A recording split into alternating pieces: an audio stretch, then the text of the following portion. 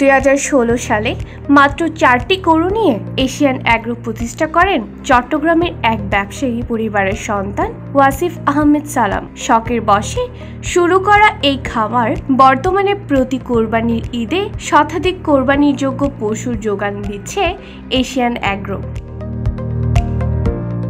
ব্যবসায়ী পরিবারে বেড়ে ওঠা ওয়াসিফ আহমেদ সালামের উদ্যোগে প্রতিষ্ঠিত খামারে কয়েক শতাধিক গরু লালন পালন হচ্ছে।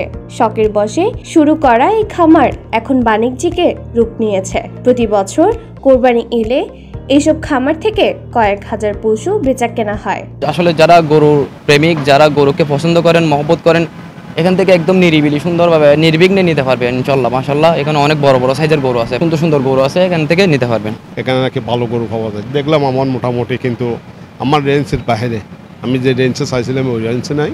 তারপরেও মোটামুটি পছন্দ করছি, দুই একটা চাইছিলাম, কিন্তু আমার খুব ভালো লাগছে। সবাইকে আসার জন্য এখানে কিন্তু আমি কিন্তু অনুরোধ করব, এখানে এসে দেখে শুনে ওদের সাথে কথা বলে, সুন্দর জায়গা, সুন্দর পরিবেশে। এশিয়ান অ্যাগ্রোতে দেশীয় জাতের গরু ছাড়াও বিদেশি বিভিন্ন জাতের পশু লালন পালন করা হচ্ছে। এর মধ্যে রয়েছে ফ্রিজিয়ান, সাইওয়াল, ক্রস ফ্রিজিয়ান সহ বিভিন্ন প্রজাতির গরু। তাই এবারে কুরবানির জন্য পছন্দের অ্যাগ্রো হতে পারে এশিয়ান অ্যাগ্রো। সবাইকে একবার হলেও ভিজিট করার আহ্বান জানান এই অ্যাগ্রোর পরিচালকরা।